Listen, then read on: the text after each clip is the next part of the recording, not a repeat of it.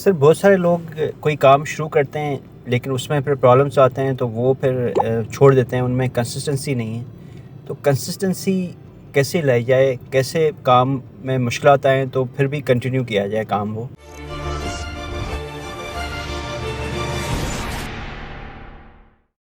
बिस्मिल्लाहिर्रहमानिर्रहीम, अस्सलाम वालेकुम रहमतुल्लाहि व बरकातहू। देखिए जी, बहुत ही अहम सवाल आपने पूछा है। और ये जो एबिलिटी है, ये जो क्वालिटी है ना, ये इंसानों को कामयाब करती है। कंसिस्टेंसी, कंसिस्टेंट होना, ये आप समझ लीजिए इस बात की 100% गारंटी है कि बंदा कामयाब होगा। कंसिस्टेंट होना, क्योंकि अगर बंदा कंसिस्टेंट है ना, तो ये नहीं हो सकता कि वो सारी उम्र बेवकूफ़ ही रहे। कंसिस्टेंट है तो वो गलती करेगा, उससे लर्न करेगा, अपग्रेड करेगा, दोबारा ट्राई करेगा और ऊपर होता जाएगा। और जो लोग ये जिनके अंदर ये खूबी नहीं होती, उनमें टैलेंट भी होता है, उनमें यानी पैसा भी होगा, मौके भी होंगे, उनके पास टीम भी होगी, लोग भी, लेकिन वो कंसिस्टेंट नहीं है। वो ये अभी ये जो मुकेश अंबानी है, इनका एक भाई अनिल अंबानी है। अनिल अंबानी, एक वक्त आया कि अनिल अंबानी ने धीरू भाई अंबानी के, ये दोनों बेटे हैं, तो उसने मुकेश को कहा कि भाई हम अपना सेपरेट कर लेते हैं। उसने कहा यार बिजनेस है पुरखों का, बाप दादा का, तो इकट्ठा ही रहने दो। उसने कहा नहीं, मेरा हिस्सा अलग कर दो। लो जी, उसका हिस्सा अलग हो गया। उसने कोई रिलायंस इंटरटेनमेंट, कोई इंटरनेट के बारे में कंपनियां, वो 3-4 कंपनियां उसने खोली।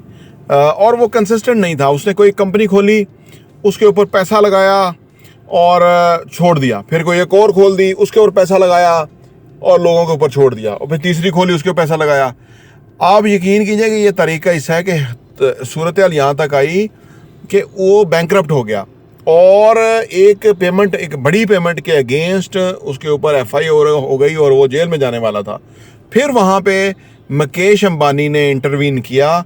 उसने उसकी वो कंपनियां खुद रन करना शुरू की। जियो मोबाइल था मेरे ख्याल से कुछ, या इस तरह और भी।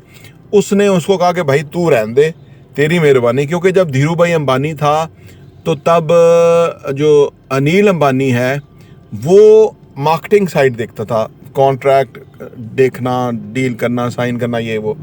और जो मुकेश अंबानी है वो पूरा ऑपरेशनल साइड पूरी देखता था, प्रोक्योरमेंट, ऑपरेशन वगैरह, प्रोडक्ट, ये वो। तो मुकेश के अंदर वो गॉड गिफ्टेड सलाहियतें हैं कि जो कि बिज़नेस को रन करने के लिए वो कंसिस्टेंट भी है। जो भी काम करता है उसके ऊपर पूरा फोकस करता है और वो उसने इस तरह कामयाब होकर दिखाया हुआ है। तो अनिल के अंदर ये खूबी नहीं थी कंसिस्टेंट होने की, तो इसलिए उसको अब उन्होंने उसको कहा कि आप ना करो। तो अब वो नहीं, बिज़नेस वगैरह के अंदर चीज़ों में। तो अच्छा, इससे ये तो बहुत बड़ी मिसाल हो गई। छोटी मिसाल से शुरू कर लेते हैं कि एक बंदा साइकिल पे काम करता है। मैं अपनी मिसाल दे देता हूँ। चलो, साइकिल पे मैं काम करता था, मतलब 30 साल पहले, और इस्लामाबाद में ही, और मेरे पास कोई वसाइल नहीं थी। मैं कंसिस्टेंट था। आज भी अल्हम्दुलिल्लाह मेरी नज़र फ्यूचर के ऊपर है और मैं उसके ऊपर काम कर रहा हूँ। रेगुलर बेसिस के ऊपर 8-10 घंटे काम करता हूँ, 12 घंटे भी सम टाइम। और इस चीज़ पे सोचता रहता हूँ कि इससे मैं और आगे कैसे अपने आप को लेके जा सकता हूँ।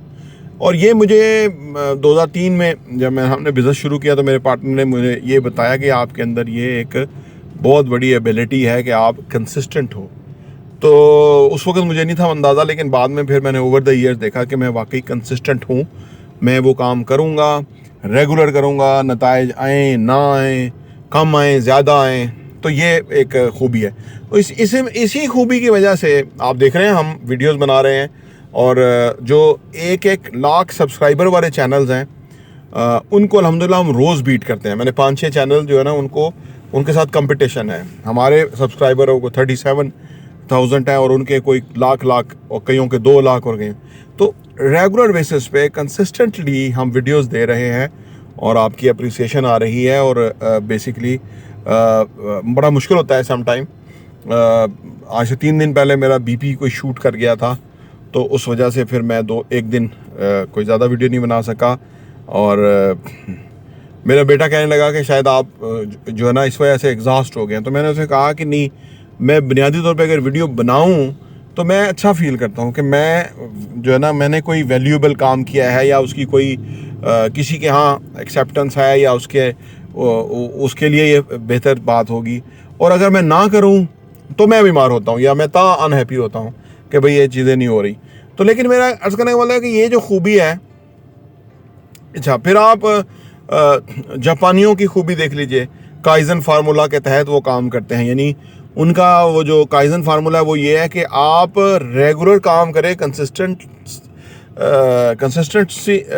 कंसिस्टेंटली, और लिटिल बिट इम्प्रूव करें। हर वक्त आप थोड़ा बहुत इम्प्रूव करें। ये जो थोड़ा बहुत इम्प्रूव है, ये बहुत बड़ा इम्प्रूवमेंट हो जाती है ओवर द ईयर्स, ठीक है ना। जब आप फ़र्ज़ करें, अब हम जिस एफर्ट जिस तरह से हम कर रहे हैं, तो 5 ईयर्स को अगर आप देखें तो उस हिसाब से आप डिफरेंट जो है ना वो नताइज आ जाते हैं। और ज़्यादातर लोग जो हैं वो चाहते हैं कि 1 साल में इतने बड़े नताइज आएँ, वो आते नहीं हैं, तो वो उस पर हिम्मत हार जाते हैं। तो अच्छा, पाकिस्तान का देख लीजिए। अगर पाकिस्तान में कंसिस्टेंटली जमहूरियत रहती, हर कोई जानता है, तो पाकिस्तान इस वक्त यहाँ ना खड़ा होता जहाँ पे इस वक्त खड़ा हुआ है। क्योंकि डिक्टेटर्स ने इंटरवीन करके उन्होंने चीज़ों को अपने कंट्रोल में ले लिया। पॉलिटिशियंस जो हैं उनको ब्राइब करने के अपने साथ मिला लिया। चौधरी शुजात, ऐसी बेशुमार कहानियाँ हैं कि उन्होंने उनको मिला लिया। उन्होंने सब ने मिल के लूटा और लोगों को बेवकूफ़ बनाया। अगर जमहूरियत रहती तो लोग खुद जो है ना एहतसाब करते लोगों का। इमरान खान का एहतसाब करते लोग कि आपने 5 साल हुकूमत की, अब आपकी क्या डिलीवरी है।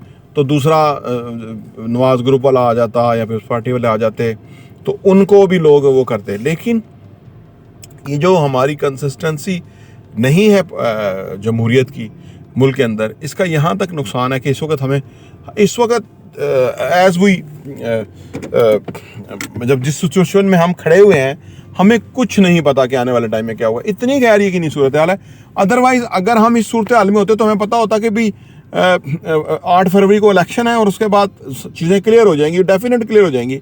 कोई ना कोई वोट ज़्यादा लेगा और वो हुकूमत बनाएगा, और चीज़ें जो है वो फॉरवर्ड ऑन हो जाएंगी।